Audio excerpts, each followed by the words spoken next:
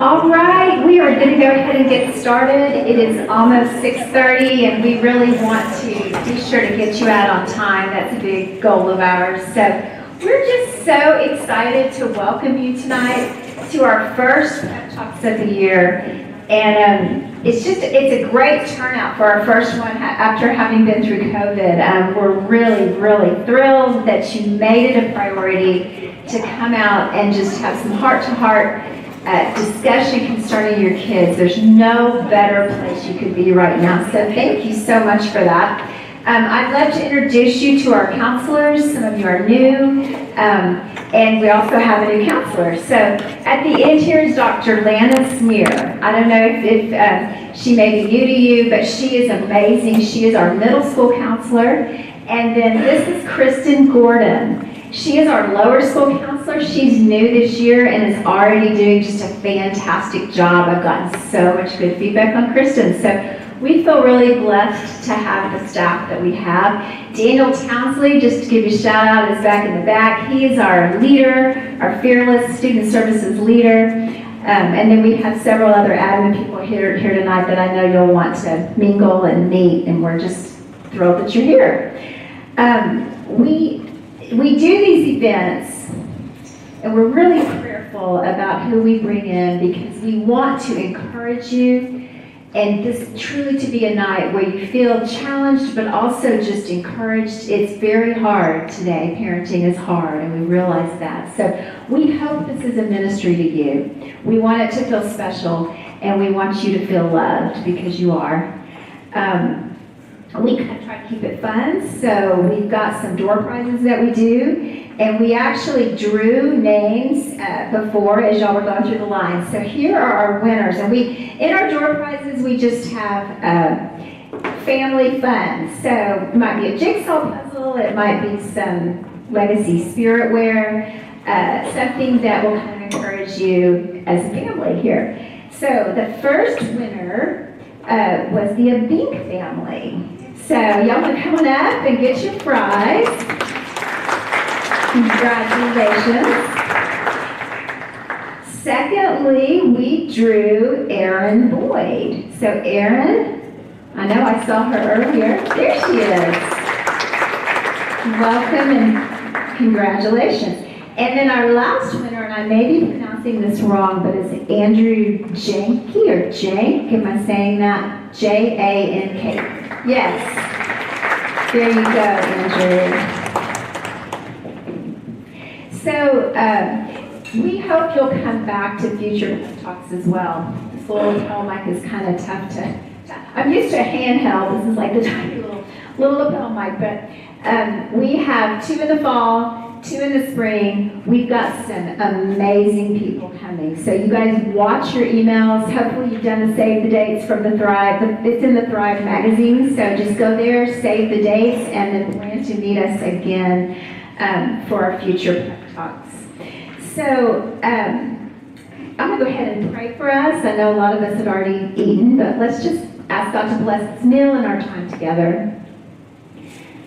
Lord, I'm just so thankful for all of these parents in front of me. And Father, I just pray a special blessing on this night. I pray you will use James to minister to them and just say something that they need to hear, Father. Thank you that you never leave us. You equip us. You give us just what we need for the job. And I know you're doing that with these sweet families as well. So Lord, just bless them for coming out. And speak a word to us tonight, Father. We thank you in advance for that. It's in your name we pray. Amen. All right, so tonight we are privileged to have a speaker, James Caldwell, come to us. He is from Frisco ISD. James currently serves as the District Safe Schools Coordinator there. So I'm just going to tell you a little bit about him. He's worked for Frisco for 12 years and has been instrumental in implementing a bullying prevention program there. During his career, James has served as a counselor. He's an LPC. He does that even today as well as private practice. He's been a teacher, a speaker, a consultant, and this one is really interesting me, a children's television show host. So we had quite a long run with a children's television show, which I think is super cool. He is a bullying prevention coordinator over at Frisco, and he recently was instrumental in developing new anti-bullying legislation for the state of Texas. So that's cool. We may have him back in the future to kind of address bullying. We wanted to start with something that might be a little more far-reaching and set the stage for your year. So that's why we chose his presentation, Proactive Parenting. He is a member of Cottonwood Creek Church. I don't know if any of you are Cottonwood Creek members. He actually has his counseling practice there with Cottonwood Creek.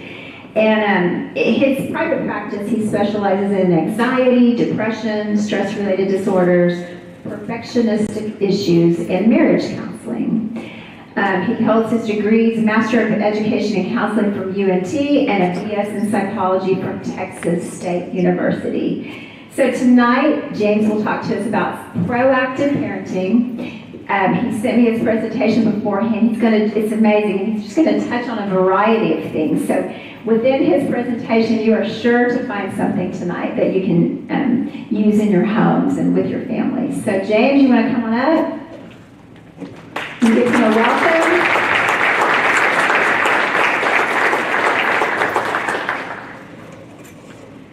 All right.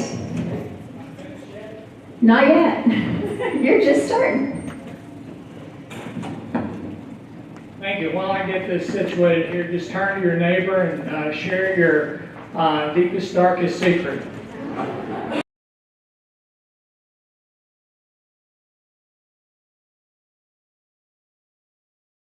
Can you hear me?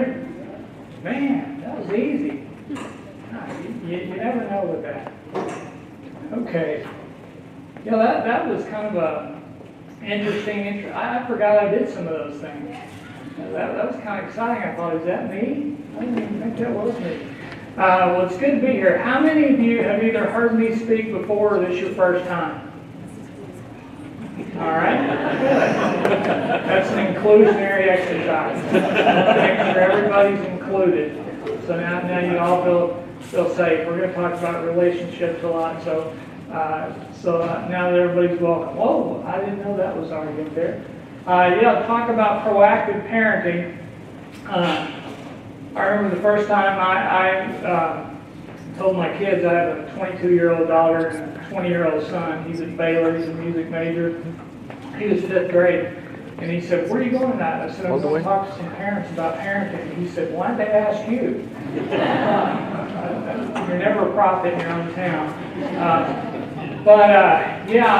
There is a lot when we talk about talking about parenting. There's so much. It's such a broad topic.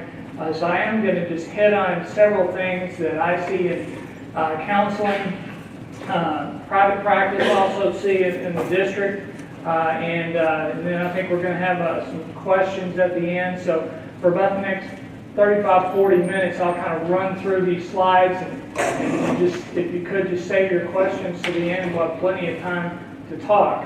But there's a variety of things, and the reason we talk about proactive parenting, it's so much easier than reactive parenting. It's so much easier, if you have a toddler and there's a glass on a coffee table and then the toddler knocks it off. That's not the toddler's fault. That's the adult's fault. So there's things that we can put in place to keep behaviors from happening. So we'll talk about those a little bit. You're going to get to the point someday, some of you have little kids, some of you have older kids, you're going to get to the point where they're going to have a cell phone. What are you going to do? Are you going to require them to put it in the hall at night? What if they don't? If they take it in the room, what kind of consequences are you going to have? Same thing if they have a curfew and they're going out on a Friday night, they're supposed to be in at 10 o'clock and they're in at 11 o'clock and they don't call you. What kind of consequences are you going to have? I just think it's easier, so much easier to set a lot of these things in advance. I often have families when they come to me and we're trying to come up with some consequences, do a contract.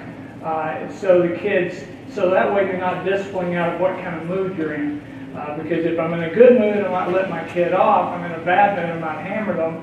So we want to be fair. And so we want to set these. And then we want to set them together. I don't know if you've noticed, but when couples get married, they tend to be attracted to somebody who has opposite traits. You ever notice that? Like in one family, there's going to be one who's a strong disciplinarian and tends to really want to enforce rules. Then you're going to have one who's pretty permissive and one who's laid back.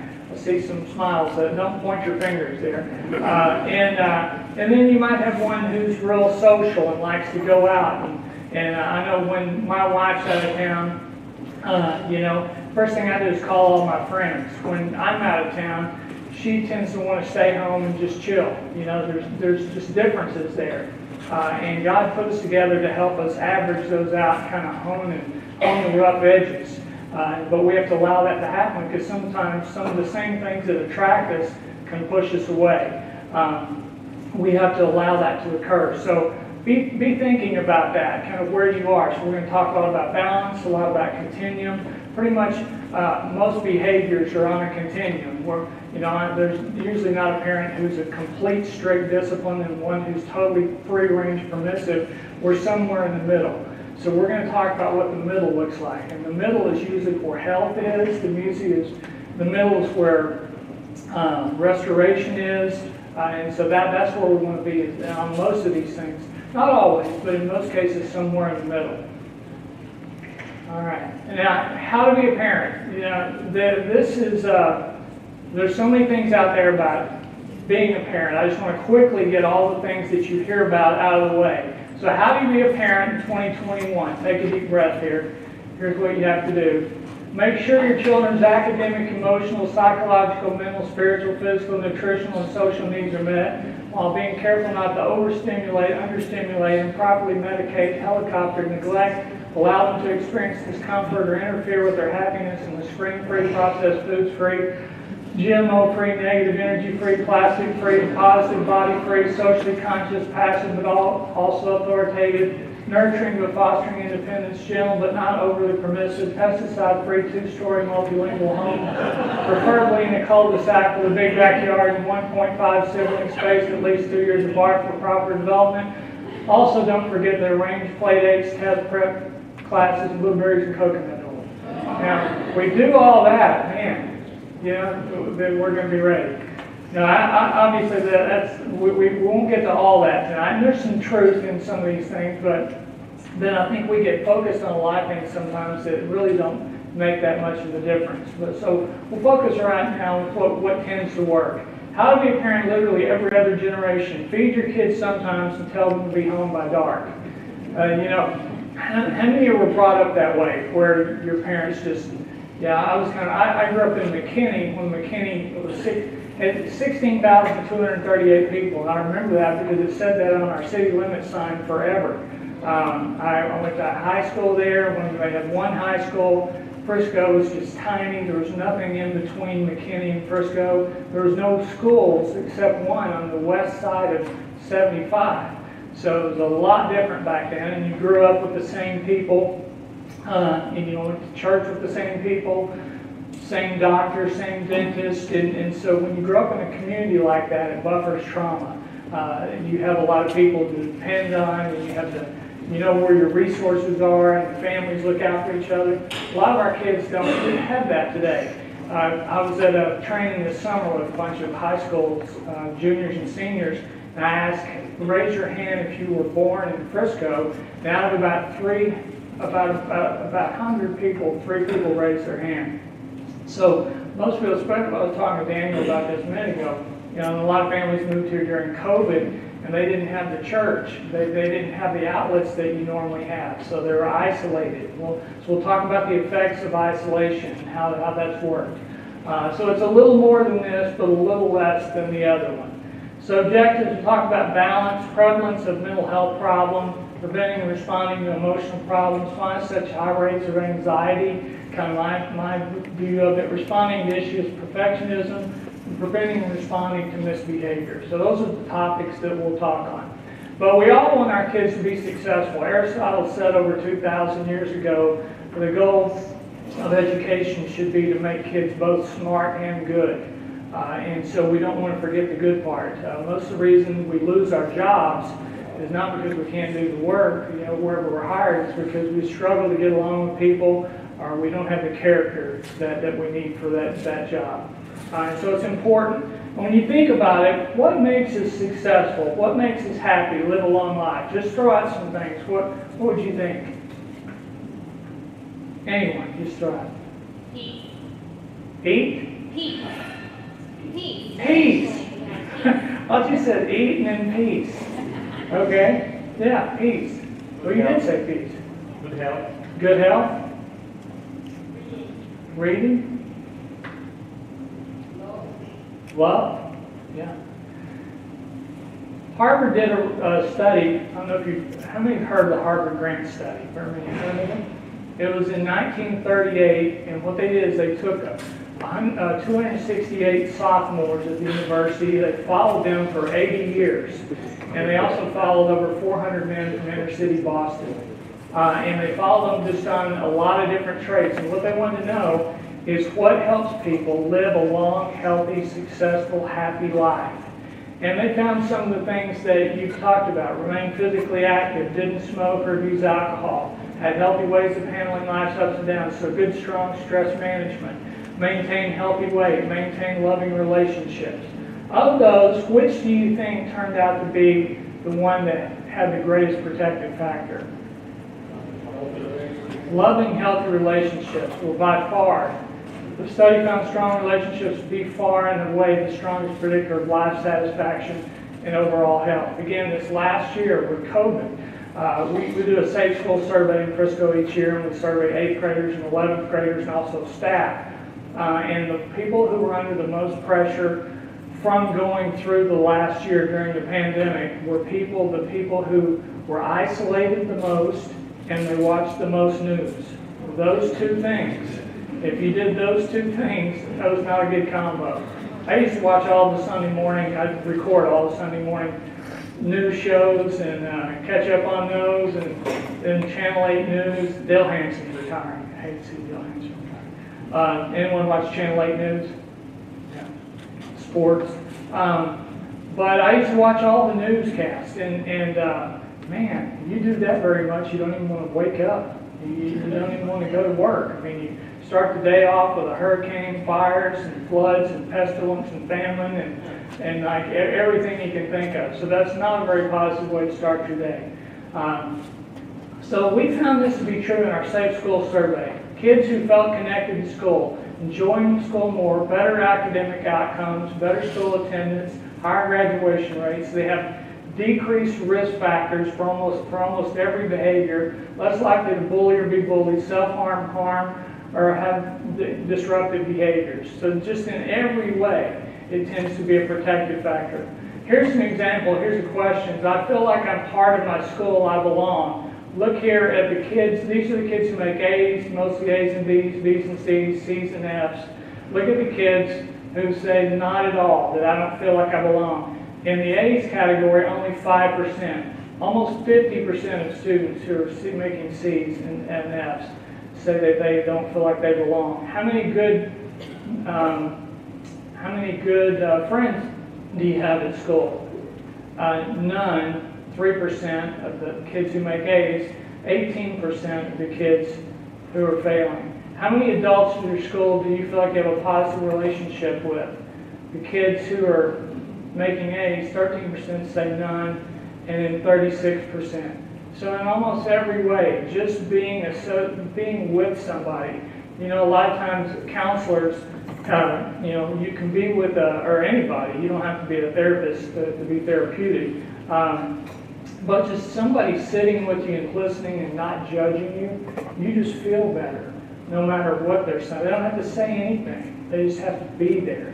A lot of times I think we feel like we don't want to be around someone who's hurting because we don't know what to say. I think that's a good thing to say. I don't know what to say. But just being there with people. So it's powerful. There's a lot of brain research going on that your right lobe, when it's connected to another person's right lobe, over time builds trust. And that helps get rid of feelings of trauma, the effects of trauma, just by being with someone, regardless of what they're saying to you. So what we found, especially just doing a lot of research over the last several years, is that Maslow was right. If you remember Maslow from your Psychology 101 in college, Maslow was right. Said that if we don't have those physiological basic needs met of food, shelter, clothing, then the higher level needs we're not going to achieve. So one thing that I thought I came up with this. We were just talking about this. I was talking to Daniel about how sometimes I'll think, okay, I came up with something really good, and then I'll read it and somebody said it better than they've already said it before. But capable, cared for, and connected. I did an article on that once, but I think I had a teacher that was like that really helped us get connected, really felt that she really cared for you. She was capable, and McKinney School is named after her. And her name was Miss McGowan. When you achieve those things, you feel good at school. But if just one of those is missing, you're going to struggle. If you have 2 or 3 of those missing, you're really going to struggle. So if I have a kid in front of me who's unmotivated, I'm thinking capable, cared for, connected. And I can usually pinpoint which one of those are, and then try to get that need met. But if you don't do that, you're not going to achieve those higher level needs. So a lot about what we're talking about, and really in all aspects of our life, is just finding balance. When someone comes to counseling, typically their life is out of balance in some way. I believe, in a holistic type health theory, which I'm looking when someone comes at how they are physically, how they are socially, relationally, how they are on their job, how they are spiritually, and seeing which of those areas we do some things at the beginning that we kind of try to isolate some areas to work on. But usually their life's out of balance in some way. Here's an example. We find that the opposite of dysfunction is usually dysfunction. Well, I'll mention that several times, but that's really, I believe, true.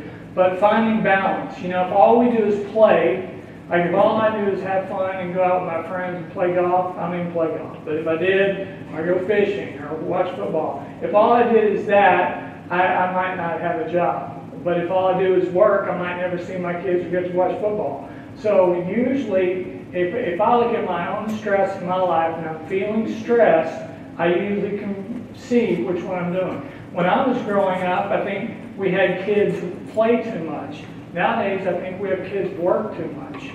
It's the opposite. We tend to pull them back. Most of the kids I see are not kids who are failing and not working. They're working too much. They're overloaded. We'll talk about that in a minute. We also talk to kids a lot about just the opposite of dysfunction is dysfunction in regards to their communication. Kids nowadays really they really struggle in being able to communicate one-on-one with somebody. And that's because they have trouble with difficult conversations. And difficult conversations are really unpracticed conversations. Once we practice something, it's not so difficult anymore. But they want to avoid it. Even things like just going to a restaurant, and a teenager ordering their own food. You ever seen that? They get kind of anxiety over it, or go to the bank and try to fill out a bank form. They're afraid they'll do it wrong. Just little things like that. They really struggle. I have so many kids toward May and June that come home from college each year who struggle, and their main struggle is not that they couldn't do the schoolwork, but they struggle with stuff like this, that it just stress them out to have to take care of bills or anything like that. And it's just unpracticed thing. So trying to find the middle, trying to be assertive. Again, that's where restoration, that's where healing is found, typically is in the middle. Also, we try to get our biblical priorities in marriage. If you look at biblical priority, in the middle, our number one relationship is with God, then our spouse, then our children, then work, then other. Usually, when married couples come in for counseling, those are out of order. Something, deer hunting might be in front of spouse or God, and I had a couple get divorced last year, and he had always had season tickets to OU football games, and I can understand Longhorns, but not OU. But he had always had, and now always gone deer hunting, and then so his wife was not from this area, and he's gone the entire fall. He's gone during the week working and comes home on the weekends, and that caused that he put his deer hunting really before his wife, and ended up getting divorced because of that. It was just not mature enough, actually. So a lot of that is just to get balance. My wife's grandparents were married over 74 years, and they lived to be in their mid-90s, and I asked them one day, what was the key, I think it was like their 70th wedding anniversary, what was the key living alone and having a happy marriage? And they said, knowing you got each other's back and being fair. And I thought, if you can do that, if you can be fair, and you know that you're on the same team, and you're there supporting each other, that's huge. And it takes that in marriage. That's why, again, God puts us together. So we bring different skills to the marriage, and we have to allow those to work. And when we do, great things happen. But sometimes, again, those same things that push us together can push us apart. So let's look at a little bit of overview of emotional health. You know that we see a lot more anxiety, a lot more depression. Where does that come from? Here's what we see. Actually, this is an old slide, so I would say this is a little higher now. About 15 to 20% of children, teens, and adults suffer from a mental disorder severe enough to impact their daily life. The highest number is anxiety disorders. It used to be depression, now it's anxiety, but also anxiety disorders covers a lot of disorders. It includes panic attack, obsessive compulsive disorder, generalized anxiety disorder, social anxiety disorder. So it includes a lot. Depression is found under mood disorders, would probably be, most of the research now says around 20%. And then a lot of times people who have those anxiety behavior or mood disorder are using substances. Most kids who use drugs say they use drugs, about 80% of them to deal with stress. Top 5 stressors. What do you think kids would say their top 5 stressors are? Parents, school, friends, sports. Here's what they say in surveys. Number 1 from the top, grades, parents, friends, romantic relationships, body, self-image. A lot of times we minimize or discount those relationships, but I remember when I was that age, those are huge. And you have to remember what it was like back when you were at that age and that first love comes along. And even though we're saying, oh, it's not really love, it's still love. To them it is. And it feels like it. We have to take those seriously because a breakup in a relationship, a public humiliation, or a fight with a parent are oftentimes triggers for people who are suicidal. And that doesn't mean that if you get in a fight with a parent, you're going to be suicidal. But we know those are triggers for people who are already in that boat. So think of this too. There's the ones for adults. So when we're talking about money, think of the stress that brings on to us as parents. That's equal to the grades for kids. Our work is equal to parents. Family problems to friends. So we have to remember when we think that's not that big a deal, they ought to get over it and just move on. If they could suddenly get over it, they would. Like telling kids who are bullied just to get over it. If they could suddenly get past it, they would. Can't just suddenly not be that way. This is from our research. Thing that causes me the most stress, 76% of kids say grades are the number 1 thing. Thing that causes me the most stress is these are kids. I thought this was interesting. These are, look, sometimes we think kids who make poor grades don't care. They obviously care. There's just something going on or they wouldn't be that way. Something's going on in their life. Usually at the bottom of Maslow's hierarchy, something's happening down in that area that's leading to that. So all the study skills in the world are not going to help until they get those basic needs met. So that's the focus for working with a lot of those kids. But it's not that they don't care. They look like they don't care because we think if I care and I'm not working, I wouldn't do that. So that we would believe they really don't care, but they do. This is probably the number 1 thing that we see, and I meet with directors from other districts, with Plano, McKinney, Allen, Frisco, Prosper, Melissa, Salina, just all of Collin County. We're kind of seeing the same thing, but this is probably one of the biggest things that we see is perfectionistic issues. And it's a little different from just being perfectionistic thinking, I want to do well, and I want to be a high achiever. This is that on steroids. This is that blown over the top. Intense need to avoid failure and appear flawless, hides deep-seated fears of insecurity and vulnerability, impairs functioning, is highly associated with emotional disorder, occurs more often in firstborns and boys. Boys get their self-esteem from what they do. And so if they feel like, and men are the same way, like, if you lose your job, you don't feel like you're measuring up, you're not where you ought to be. And boys feel that same way, even in elementary school, where we see this. And again, especially in firstborns, to these kids, anything less than perfect is failure. Again, there's no in between, there's no continuum. I'm either good or bad, I'm right or wrong, perfect or I'm a failure. We get anxiety and perfectionistic thinking from our thoughts.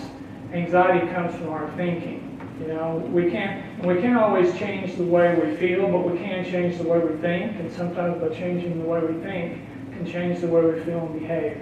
Typically, behaviors are not changed until whatever the thought is that's driving them change. So that's usually the focus. So you have to figure out which one this might be. Common mistakes in thinking, kind of cognitive biases that these kids have. Everyone must like me. I must be the center of attention. I'm not good enough. I'm a disappointment. I have to be perfect. I'm unlovable. If I avoid the situation where I might fail, I have to be in control. Life must be fair. And this drives oppositional defiant behavior down here at the bottom. If an authority tells me what to do in a way I find disrespectful, I have the right to be disrespectful back to them. So you talk to me in a negative way, I can talk to you in a negative way. And until that thought process changes, behavior doesn't usually change. So that will be the goal, is working with them and finding the mid-ground. I would prefer that everybody like me, but everybody's not going to like me, and I'm okay with that. I can handle that. I would prefer to be perfect, but I'm not. No one's perfect. I'm going to make mistakes sometimes, and being able to find that middle. And that's not lowering your expectation, or that's not lessening who you are as a person. That's just being realistic. We're not going to hit the top.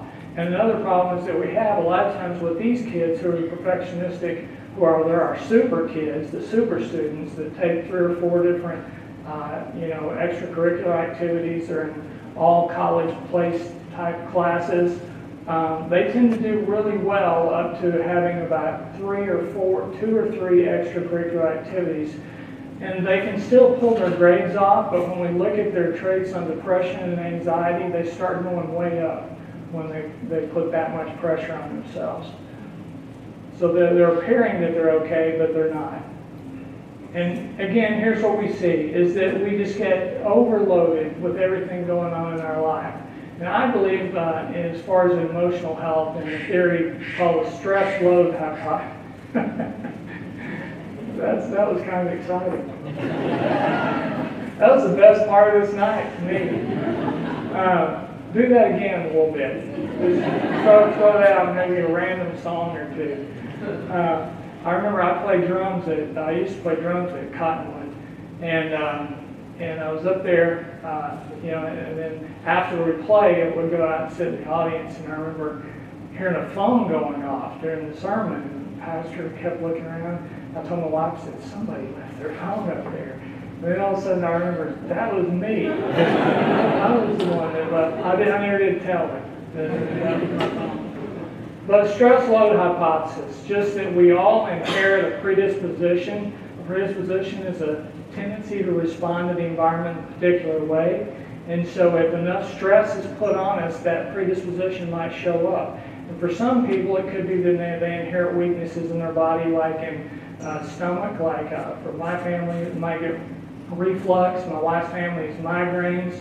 Some people could be more prone to chronic fatigue, muscle aches, just chronic pain of any kind, or depression or anxiety. So you put enough pressure on you, and no matter who you are, at some point you're going to break. And that's typically what happens. Our body says yes, and our mind says yes, and our body says no. But we keep pushing, and we drive ourselves too far. Window of tolerance, and I was trying to find my source for this earlier, and I can't find it, but it's not something I came up with, obviously. But I think it does a good job describing what we're talking about here. We all have a window of tolerance. You feel that you can deal with life. You might feel stressed, but it doesn't bother you that much.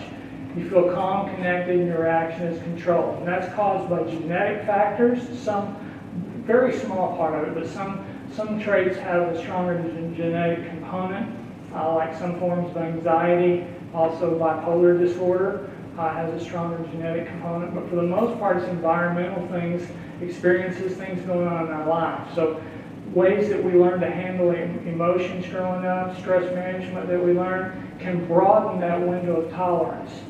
But also there's things that can decrease, like if we grow up in a traumatic environment, our window is very small. Also, we might have a pretty good sized window, but we all go through something like a pandemic or Ice-Mageddon or all the things that we've gone through here in the last year or two, and it decreases your level, your window of tolerance, and it makes it harder to cope with. So you might have sometimes that in the past that certain behavior, certain thing happened, it doesn't bother you, but for some reason it's bothering you right now.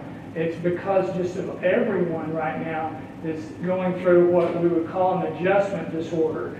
It's an exaggerated emotional behavior or action to identify with stressor in a person's life. So there's been a sudden change, a big change in some way in your life. And so in the past it could be just like moving from California to Texas. I have several clients who are just dealing with change of moving from one area to another, not knowing anybody, lack of friendships, lack of having family support, getting used to a new job, starting a new school. But you throw all that plus the pandemic and everything, and you're isolated, and you can see where we're getting more anxiety than we would normally have.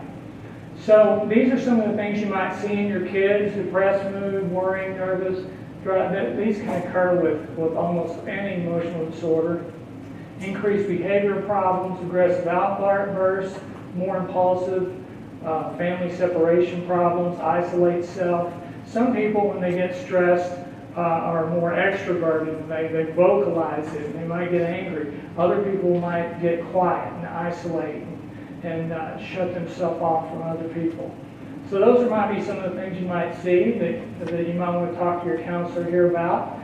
What can you do to help? Again, we don't want to minimize, tell them to get over it. If they could get over it, they would.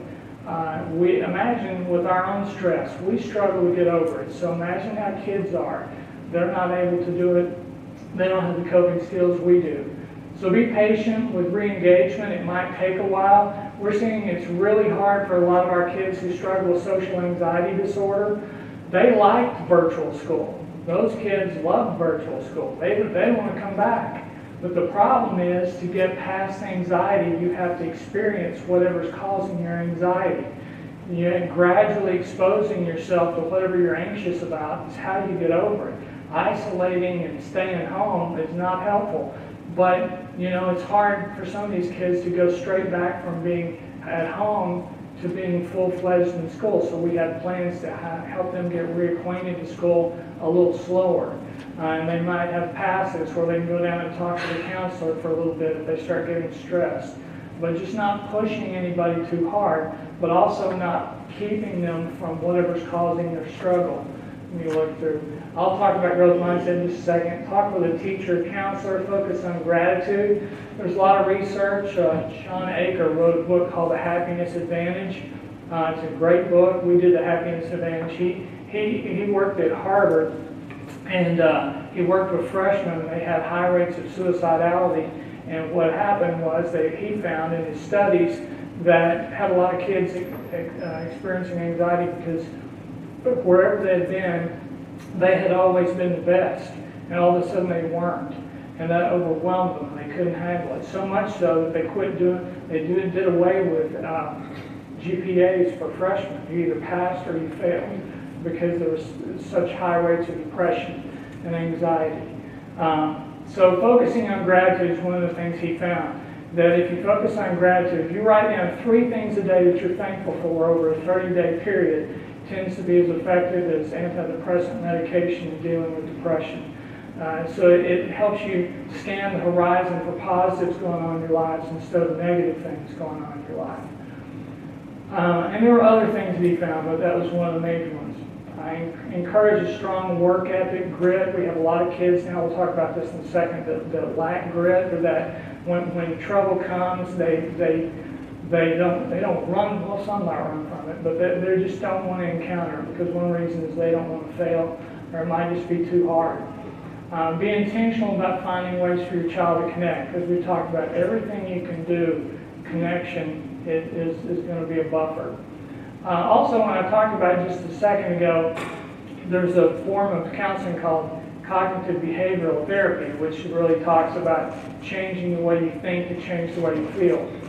Actually, the first person was Apostle Paul, came up with this a long time ago, that we want to transform the way we think, transform our minds.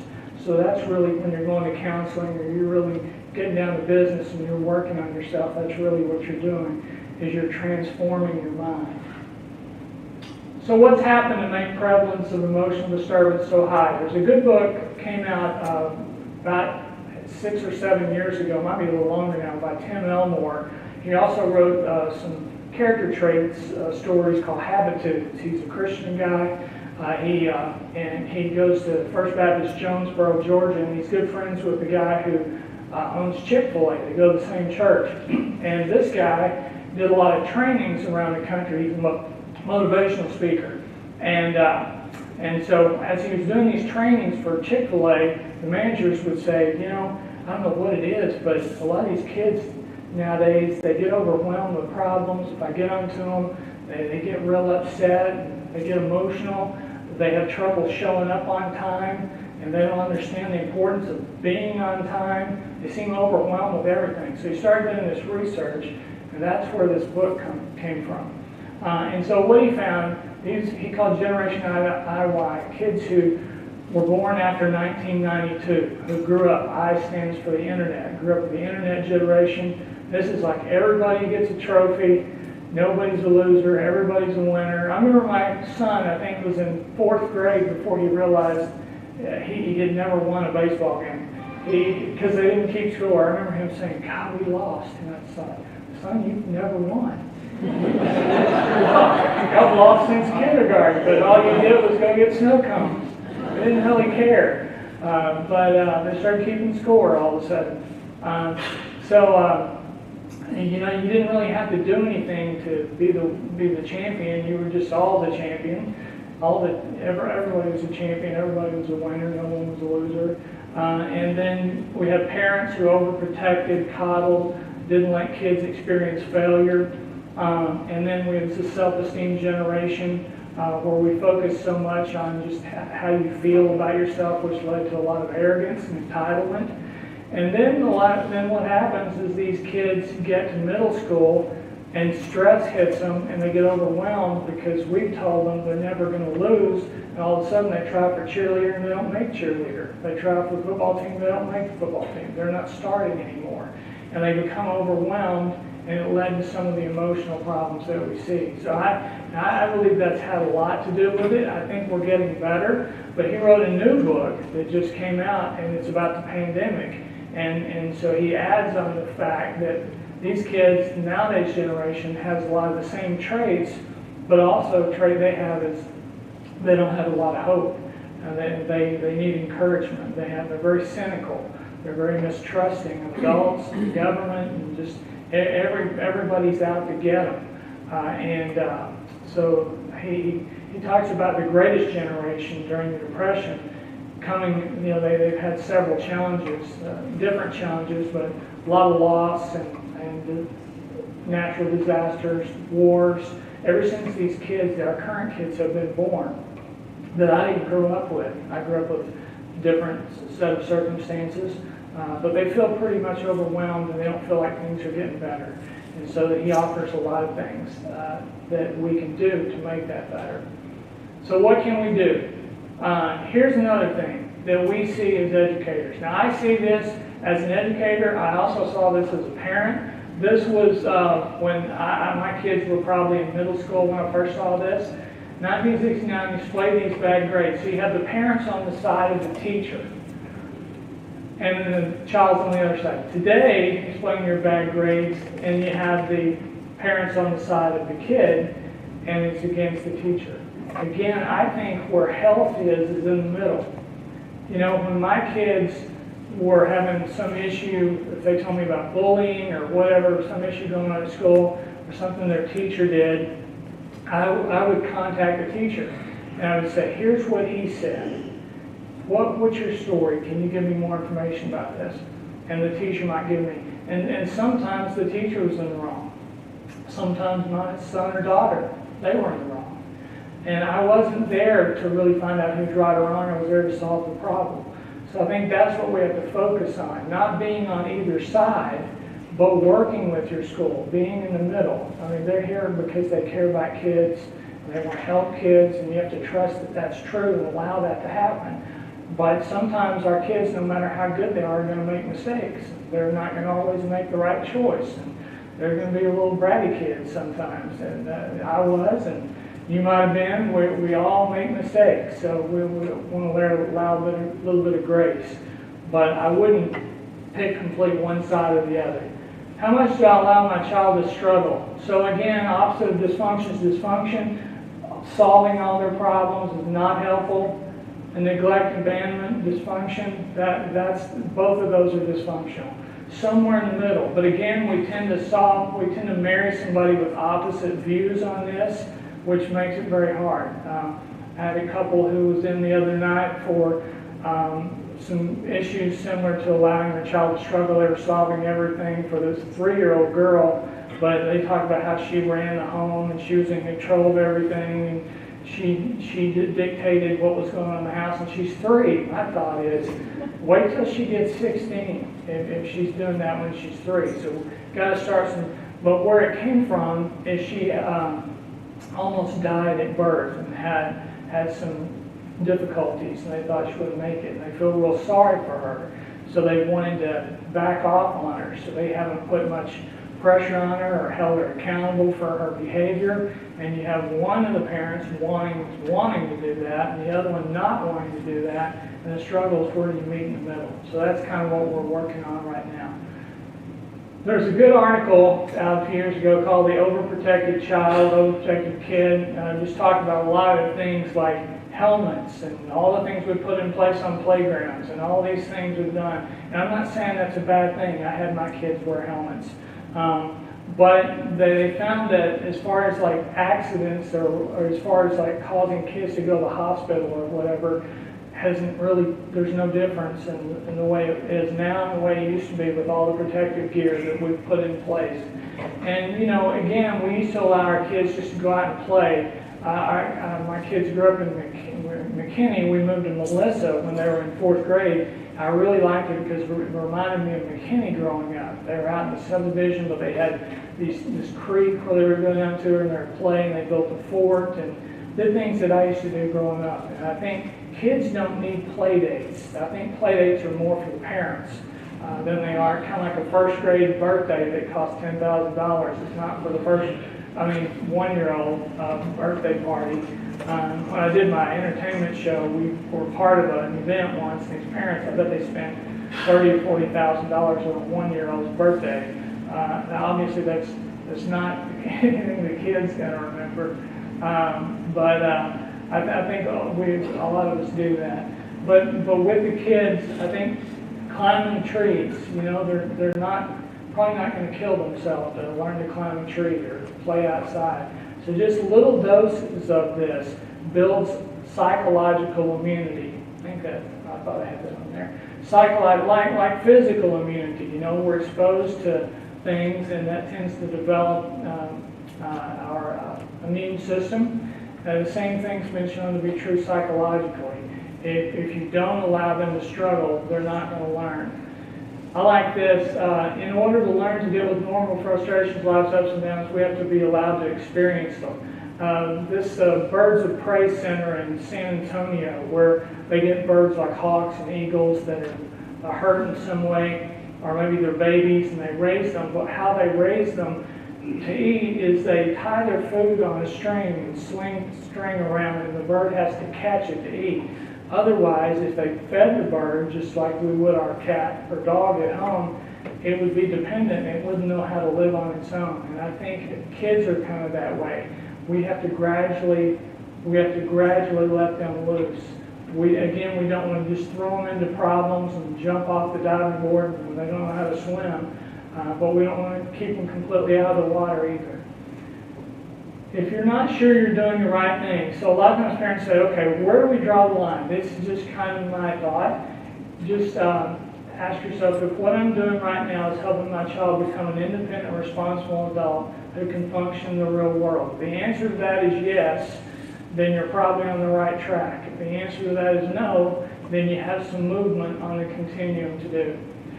Is what I'm doing right now preparing my child for the day he or she will live without me? From a Christian viewpoint, am I preparing my child for eternity would be something that I would add to that. Struggle is good. Again, this is Leonard Sachs. He wrote a book called The Collapse of Parenting. It's a pretty incredible book. When parents try to remove all roadblocks from their children, they create a fantasy world, an emotional prison which sets them up for anxiety and disappointment. When we don't allow our children to struggle, they never grow up. They'll shut down when things get hard.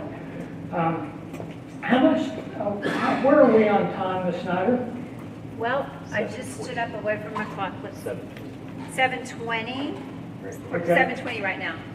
Okay, so that, So 7:45, we're dismissing to go pick up from childcare. So we love a little Q&A at the end, but what you're talking about is fascinating. So okay, let me just get through a couple more, and I'll give this slide presentation to you guys. So if y'all want it, you can have it. It's anything we don't get to.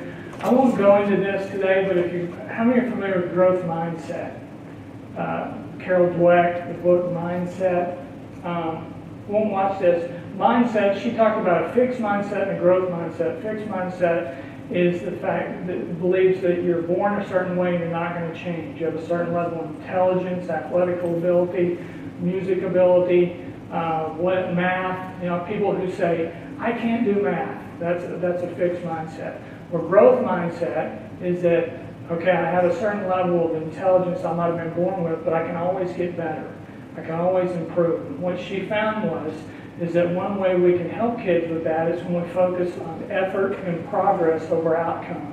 If we focus on outcome, kids will shut down when things get hard because they don't want to fail. They would rather fail than try and fail. So it's easier for them just to not try at all. That way they can kind of rationalize why they're failing. But there's some really good examples of how you can deal with that. And so some basic things she talked about. Describe the positive behavior a child exhibits and the outcome. So instead of telling a child with ADHD, with impulse control disorder, if they're staying in their chair during class, instead of saying, I'm so proud of you for staying in your seat today, I might say something like, I saw that you stayed in your seat today and you got your work done. And I don't add, I'm so proud of you, or good boy, or bad boy, or whatever. Their behavior, they just show the behavior, and then we videotape and show them back what we just saw them do. My daughter, I remember when I heard about this, she was like a sophomore in high school, and she was in cheerleading and band and a lot of classes, church stuff, and she would get frantic. She had so much going on, and things were all over the house. My wife's the kind that she can just fly around at the last second with sandwiches flying across the kitchen, and she's relaxed, where I like to be early. Anybody have a situation like that in marriage? One of you are different. I'm the one who likes to show up on time. She's a little behind time, so we have to really work with each other on that. So what I told my daughter, once I heard about growth mindset, I said, what I'd like you to do is put all your things you need for tomorrow by the front door. And that's all I said. So the next morning, I wake up and they're all by the front door. And she, instead of saying, I'm so proud of you, I just say, today it seems like when you put everything by the front door, you have an easier morning. And I just didn't say anything else. I just let it go. So I'm not judging the behavior. We're just letting her see the consequences of what our behavior is. So it's not like you never say I'm proud of you, but you just don't focus on that. Consequences, I'm not going to go over this in detail, but immediate, consistent, fair, we give a behavior to replace it with. These are things that you've heard before. You have to, if you're not immediate, if you're not consistent, we tend to have problems. Let me get right on here. There's different types of disciplinarian. Jellyfish parent is lack boundaries. They don't have rules, or they have rules and they don't enforce it. They tend to talk about their kids as being strong-willed, not realizing that they created that strong will. Disciplinary brick wall is the other end of the spectrum, rigid, militaristic, not going to back down anything. Those are both dysfunctional. So meeting in the middle provides security, balance responsibilities and freedom, allows the child to make mistakes and learn from them. Love not tied to performance. So again, working in the middle. So backbone, jellyfish, brick wall. So very last part, just promote opportunities to build strong relationships, allow them to struggle, assist them in achieving balance, give them responsibilities, strive to be a Coke machine. I didn't throw that slide in there. Coke machine, parent. It is a parent, like when you go to a Coke machine and you put money in, if you don't get a Coke out, what do? Kick it, shove it, knock it around a little bit. Maybe you might put another $1.50 in there, depends on how bad you want one. But usually you don't even put that, you just give up. And so then you have a slot machine. A slot machine, you put $1.50 in, you don't get it, do you try again? Typically you try again, especially if you've played a slot machine before, because you never know when the payoff's going to come. It's on a reward principle that you never know when it's going to happen. So what we want to do as parents is we want to put them on a Coke machine level of payoff, not a slot machine level of payoff. Because if they do, they're going to ask, if we say no on something and we set a rule and we back down on it, don't be surprised for them to try it again. We've trained them to try it again. We've put them on that kind of reward system. So consistency is very important. Sorry I had to kind of run through there, but that's all on that. And open it up to any questions you might have or comments. So if you ask a question, which I hope you do, just be sure to speak loudly. And then James, if you'll repeat it, we're live streaming this, so Okay. they don't have mics set, that'd be great. Okay. I have a question. When you're a kindergartner, when a kid is punished at school for something, do you then punish them at home? I think it depends on the parent. So you want to repeat that question? Oh, I'm sorry. No, you're- I'm such a loser. She said if a child gets in trouble at school, would you also discipline them at home? I think in my family, I would. I don't think there's a complete right or wrong on that, but if they do something, I mean, if we teach our kids to obey rules and respect rules and that you follow the rules, I think we're in a society a lot of times where the answer to that would be no, that we let them off or we blame the school. Teacher hadn't been acting that way, my child wouldn't have gotten in trouble. So for me personally, I would. I think I would hold them accountable and let them know beforehand, like my dad did. If you ever get in trouble at school, you're going to get, there was that message, and he was consistent, and he delivered on it. I could count on whatever my dad said was going to really happen, which was good and bad, because it was good in a positive, when it was a positive thing, but a negative thing. I knew he said, I was going to get in trouble, I was going to get in trouble. I have a question, too.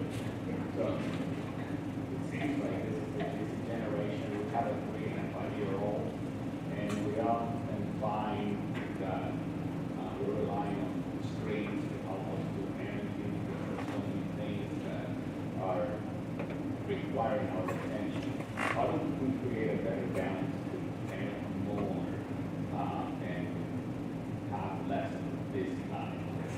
He was talking about with screen time, how he has a 3-year-old and a 5-year-old, and he tends to let the child watch the screen, sometimes like a babysitter. I remember when my kids were little, it was Barney. Barney, those songs. I'd catch myself singing those songs driving down the road. It drove me crazy. Or the Wiggles. You remember the Wiggles? Oh, man. But I think you're onto something there, and I'm not an expert in social media or anything. There's a guy who is that I'll pass along a website for you. But I think what I would say with that is I would find other ways. I don't think cell phones or social media is the devil. I think it can be used for good, and we can overdo it, you know. But I think I would try to balance that out, find other ways, because what happens if they don't get that instant gratification from the screen, they have a hard time delaying gratification. So I think there are a lot of side effects to just giving the screen. But I don't think it's a problem. I have a 1-year-old grandson, and my daughter, who used to watch Barney, and now has him watching some shows. But we're trying to do that too, trying to balance that. I think the key is balance. So not completely just keeping it from them and letting them watch it, but not using it all the time. Because you notice after a while, with a little kid that age, they'll grab a remote and talk like it's a phone, or they'll point the phone into a TV and push it there. They get a little confused on what's what. But I would just try to find ways to balance that and try to find other activities. Yeah. So we have an almost 12-year-old, and you know, we're seeing that, specifically for myself, I've certainly tried to make life pretty easy for her in regards to taking away obstacles, like things just don't work out. I try to quickly shuffle something around so that it works in favor, like in terms of play dates or mommy dates, I guess what we call them. But I guess my question is, how do we start to change this behavior that we're now starting to see of, you know, some anxiety, definitely perfectionism, definitely doesn't want to try new things because she's afraid that she's going to fail. Like, how do we change this? Because she's almost 12.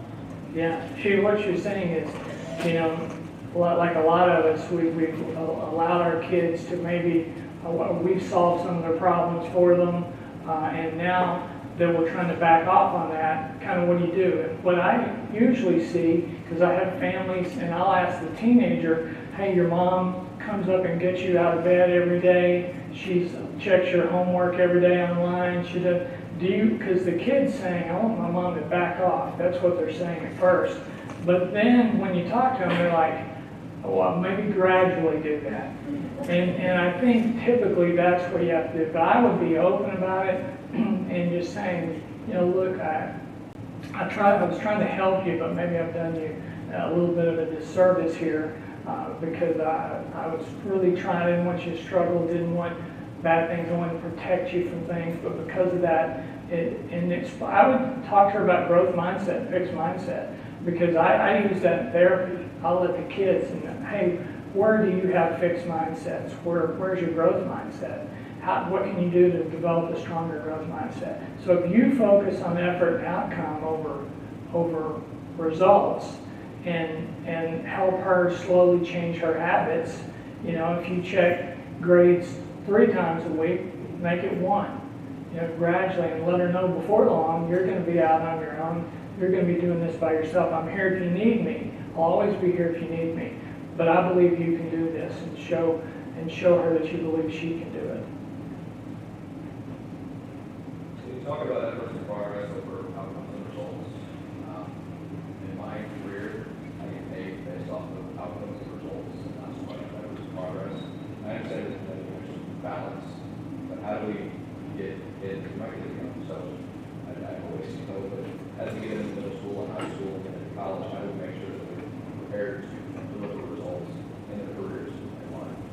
Yeah, he's talking about that in his job, he gets paid off the results, not off effort and progress.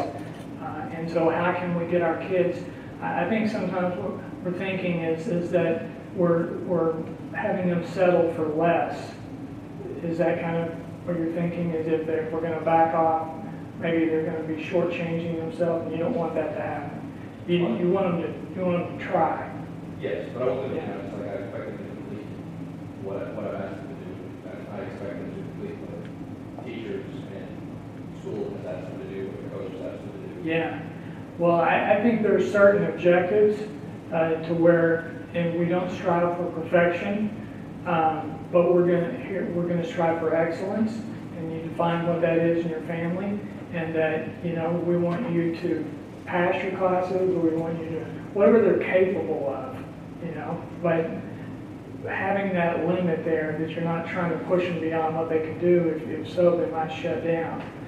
So it's not like I talked to my son, it was kind of tough because I play drums, my wife's a musician, we have a lot of musicians in our family, we have some natural talent in playing instruments, so he really did have talent.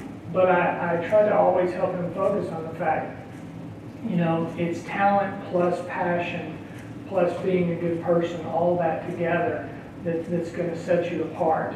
You know, it's not just your talent. Your talent might get you through Melissa High School, but it depends on what you want to do with this. If you want to take this to another level, if you want to go to college and get a scholarship, if you want to play professionally, then talent alone is not going to work.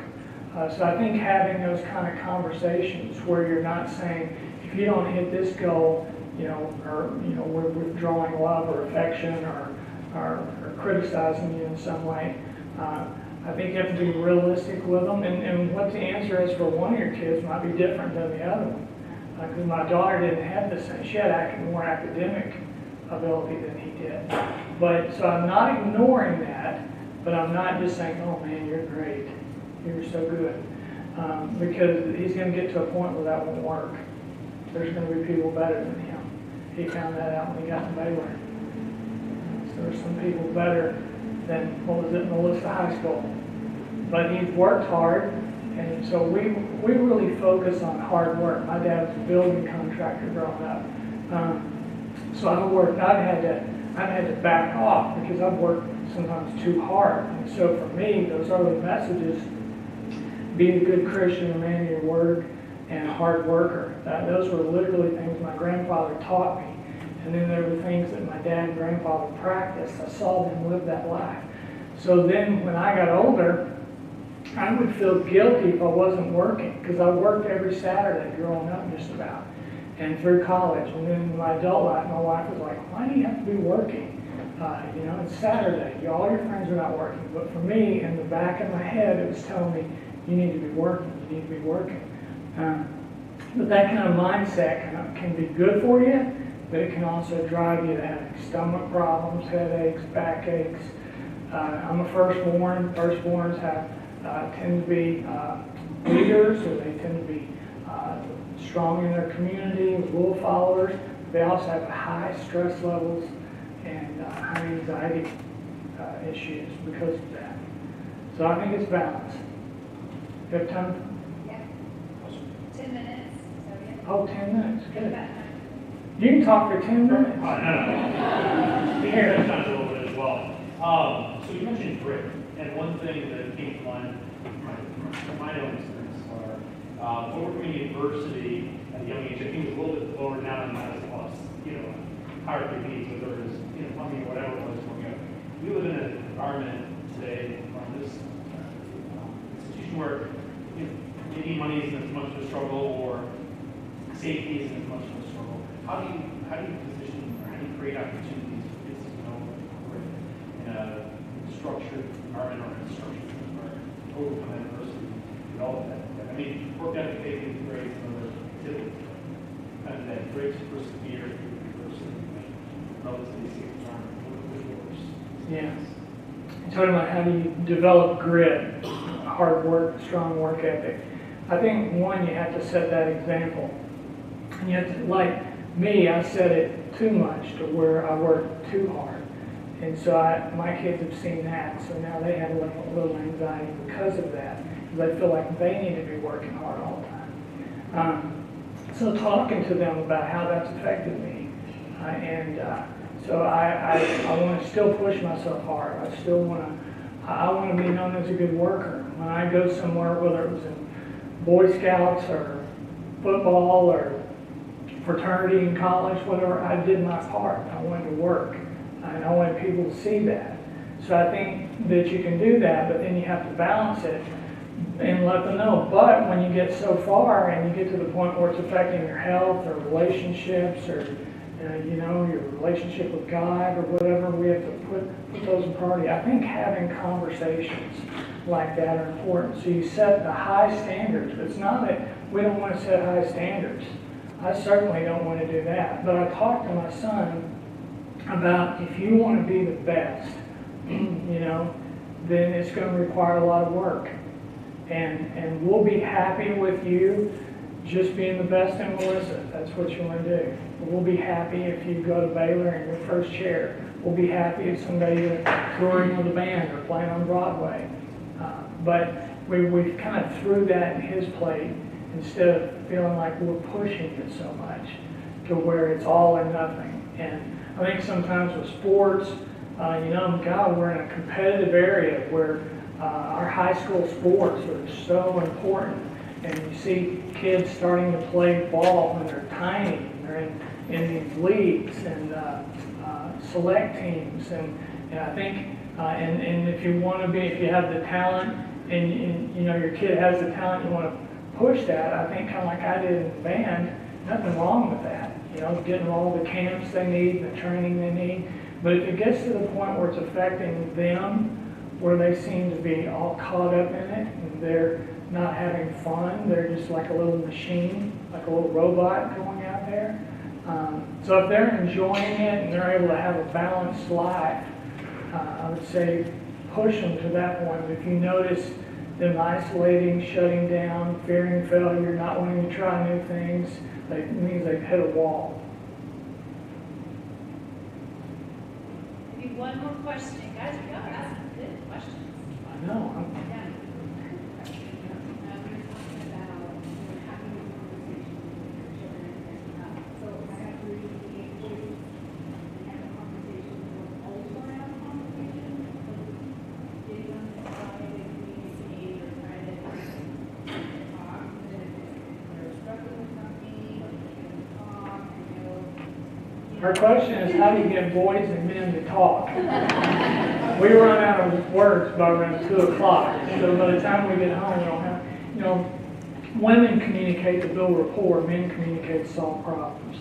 So that's typically how we think. So I know you're talking about kids, but it's true of men too. But like my wife brings up some issue, maybe she's a school teacher, Kenny, so she brings up an issue about some kids that she's dealing with behavior, my wheels start turning because that's what I specialize in.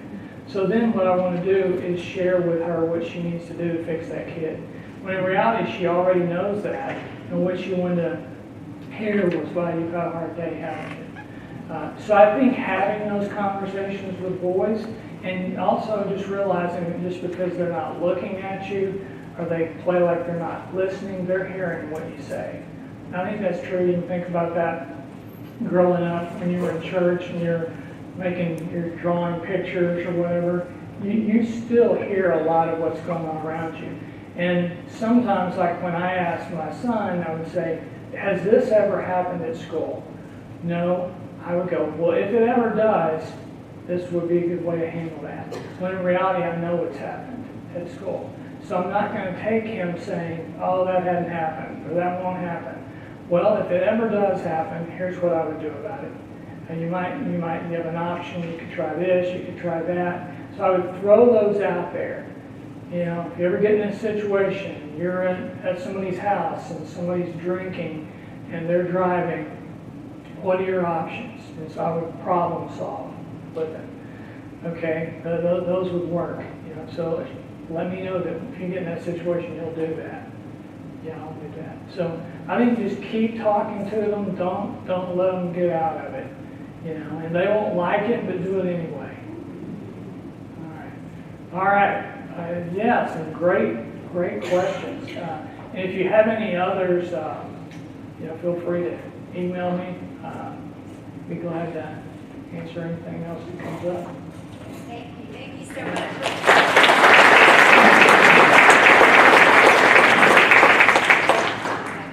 Oh.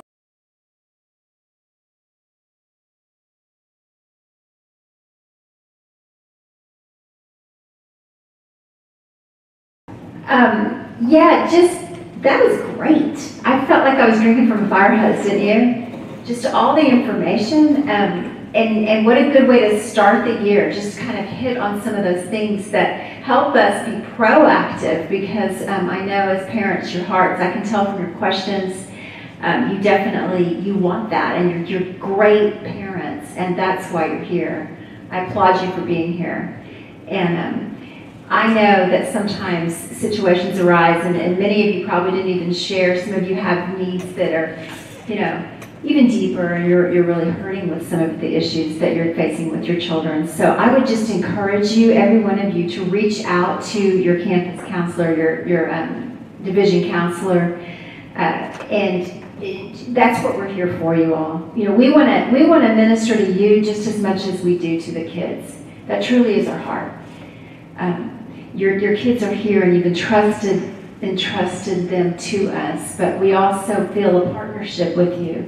It's a partnership, and with the Lord and you. So please, please, please don't feel like you're bugging us. Don't hesitate to reach out. But James, that was fantastic. That was awesome. We will share his slides, since he gave us permission to do that, so you can look at the website, which I think would be really valuable. Maybe even to pass on to some friends and things, because there was a lot in there that I know I didn't have anything to take notes with, but I was really appreciating a lot of what he said. So thank you again for being here, Mr. McGee. Thank you for starting this program. Mr. McGee really is the heart behind our guidance program. When he came, we didn't have one, and now we do, and we get to bring things like this to you. So please, please, support the future programs. We've got other speakers coming in on other issues, and James has been great tonight. I'd love to close us in prayer, and then you'll be able to get over and get your kids, just so we can be mindful of our child care workers over there. Thank you so much. Heavenly Father, oh Lord, what a great night this was. And I'm just so thankful for each parent here who took the time, Lord, in a busy week, to come out and really sit and listen. And so many things we learned from James. Lord, just bless his life, bless his practice and his ministry, and all he does at Frisco and at Cottonwood, Father. Just have favor on him. I pray for every parent. I pray for the issues that were brought up, the ones that weren't, and each child that these parents represents. Lord, just help them to have a year of learning, of grit, of balance, all the things James talked about, Lord. That's what's in our hearts for our kids. We can only do that with your strength, Father. We need you. Thank you that you will show up for us for every situation we encounter this year. And we praise you for your faithfulness that way. It's in Jesus' name we pray. Amen. Good night.